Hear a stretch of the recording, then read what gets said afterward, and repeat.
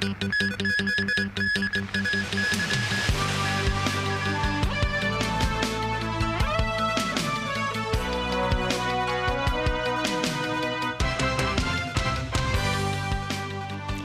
evening and thank you for joining us.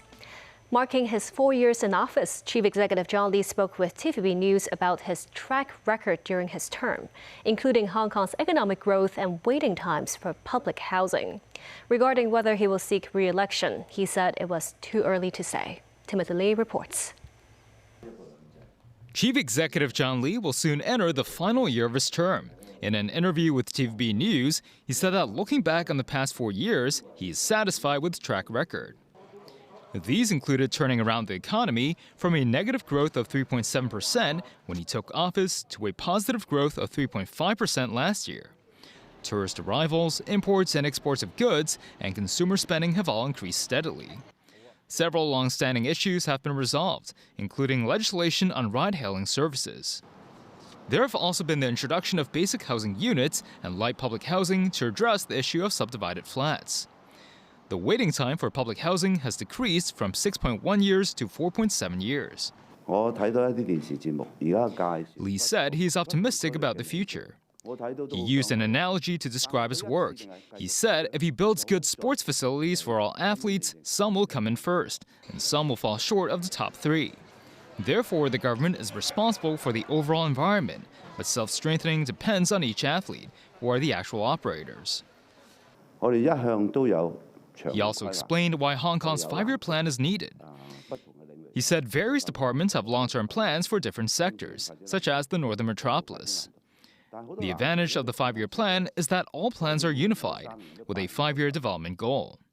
With 1 year remaining in his term, JUN said it was too early to say whether he would consider re-election. But he said he's grateful to Xia Baolong, the director of Beijing's Hong Kong and Macau Affairs Office, for giving him a thumbs up after completing a research and inspection tour in Hong Kong this week. Lee said for any public servant, whether him or his colleagues, receiving recognition is an encouragement. Timothy Lee, TVB News. On the deadly fire at Wanful Court in Tai O, which claimed 168 lives, Chief Executive JUN said criminal liability will be pursued based on facts and evidence once the Independent Inquiry Committee submits its report. The tragedy has exposed serious loopholes in building maintenance oversight and widespread bid rigging issues. The city leader said as it is now about halfway to the committee's reporting deadline, he is confident in the inquiry's capability. The new chair of the Competition Commission, Senior Counsel Jet Siu Tong, earlier proposed to criminalize bid rigging under the competition ordinance. The CE says the proposed direction is under active consideration, with systemic reforms to address the issue. Today is Dragon Boat Festival. From Stanley's Open Seas to Shatton's Shingmun River, high-octane dragon boat races brought together sport, tradition, and community. In Stanley, nearly 4,000 paddlers from around the world joined the contests, while Shatton gathered home crowds cheering for some 190 teams vying for the dragon boat glory. Claire Lee Law and I were at the 2 venues respectively. Thundering drum beats and rolling cheers echoed through the coastline of Stanley as the International Dragon Boat Championships got underway. Before hitting the water, the squads rallied their members and fired up their spirits. We're ready for anything. Weather's not going to stop us. Wind, rain, nothing stops us. The weather is quite good and we were all enjoying the match here. Some stuck out with elaborate costumes, with locals and tourists coming to witness the Chinese traditional sport. This is an awesome, unique experience. First time ever coming, and can't get anything like this anywhere else. This is a wonderful piece of the tradition. So it's my second time here, and my wife's paddling.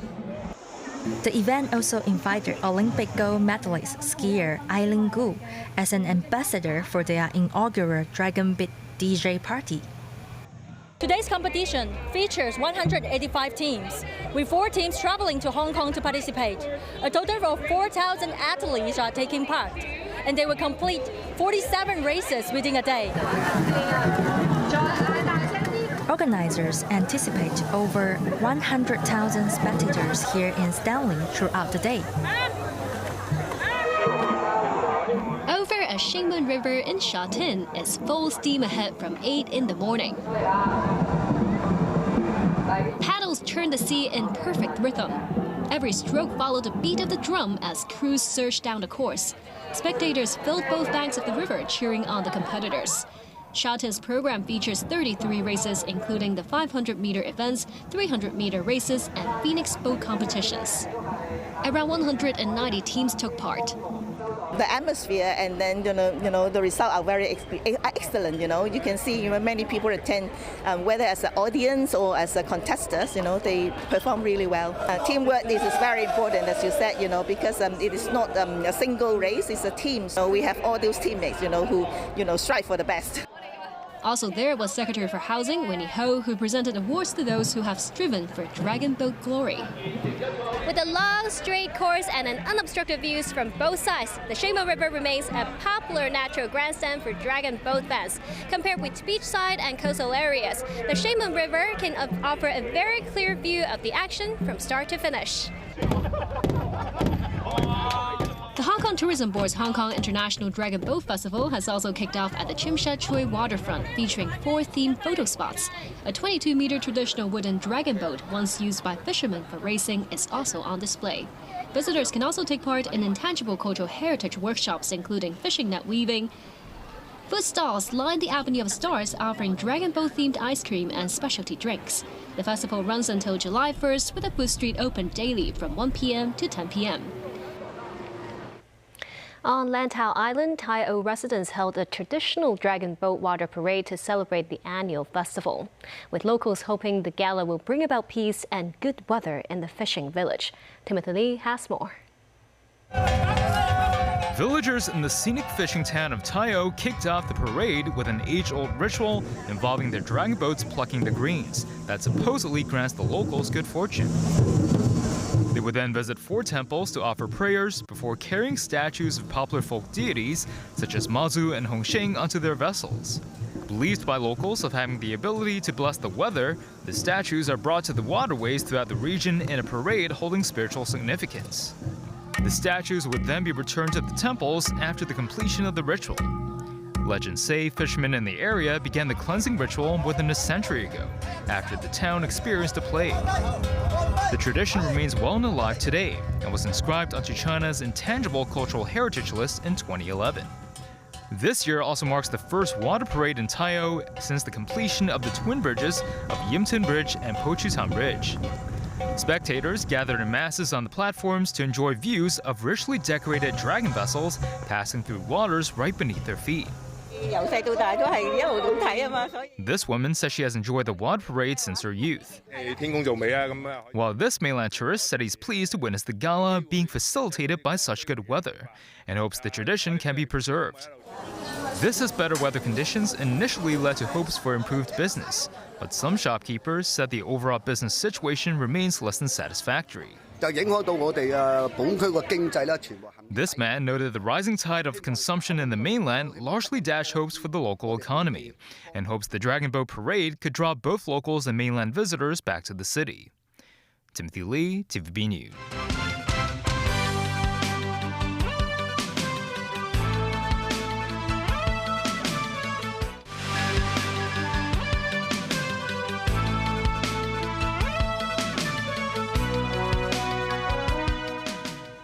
Welcome back.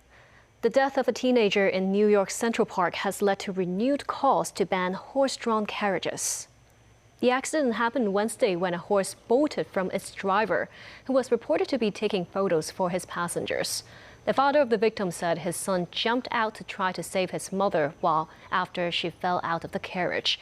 The city's leaders are now pushing to end the 150-year-old industry, but an operator said the death, while tragic, should not lead to the end of the practice. So, I mean, we don't want to give up. We have to fight for our business, for our horses. This is number one thing, because this is an iconic thing in Central Park. Like when I call you Central Park, the first thing you remember is a horse carriage. Labour's Andy Burnham, the current mayor of Greater Manchester, has won a special election for a seat in the UK's Parliament. The victory puts him in the position to potentially challenge embattled British Prime Minister Keir Starmer. Danny Rao tells us more. Labour Mayor Andy Burnham cleared a path on Friday to ousting British Prime Minister Keir Starmer, potentially ushering in a new bout of political instability by decisively winning a parliamentary seat in Northern England. Burnham, the Greater Manchester Mayor nicknamed King of the North, won the contest in Markfield in northwest England with 54.8% of the vote. He beat the candidate for Nigel Farage's populist Reform UK party on 34.5%. Burnham indicated he wanted to counter the rise of polarising populist politics. I spoke in the campaign about the need to change politics. I promised to lead by example from the front as your Member of Parliament. I know people who traditionally vote for the Conservatives, the Liberal Democrats, the Greens, and perhaps more recently, in May, for Reform UK, have given me their support in this election. I will always have respect to them for that, and out of respect for them, I will always take a place first rather than a party first approach, and I will focus on problem solving rather than point scoring, and I will work hard after this by-election to heal the divisions of this campaign, and let it be really understood that I will be your MP. Burnham has led Manchester since 2017, overseeing rapid regeneration for the city where the Industrial Revolution was forged. Burnham has backed the nationalisation of key public services and criticised what he called 4 decades of failed neoliberal economics, and has said he would stand in any contest to replace Starmer. Starmer, who has previously maintained he will fight any leadership challenge, took to social media to congratulate Burnham. Starmer's popularity has rapidly declined since he led the centre-left Labour Party to a landslide election victory in July 2024. He has struggled to deliver promised economic growth, repair tattered public services and ease the cost of living, and been hamstrung by repeated missteps, including his decision to appoint Peter Mandelson, a scandal-tarnished friend of Jeffrey Epstein, as the UK ambassador to the United States. Labour is losing Liberal voters to the growing Green Party and facing a rising Reform UK, which consistently leads in nationwide opinion polls. Danaral TV News. The Food and Environmental Hygiene Department recently selected 1,000 restaurants by ballot to join a pilot scheme allowing dogs to enter their premises starting July 9th. However, some successful applicants have been forced to withdraw because of restrictions from property deeds. Among them is this restaurant in Kai Tak, which has been denied formal permits after being selected in the first phase. This as the road outside the eatery falls within an area governed by Housing Department deed restrictions, which prohibit dogs from being walked there.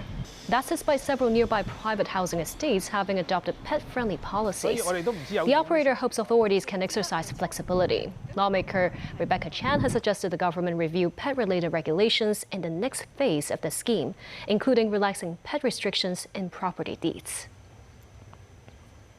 The observatory issued the black rainstorm warning signal twice yesterday, with the worst weather conditions recorded in the new territories.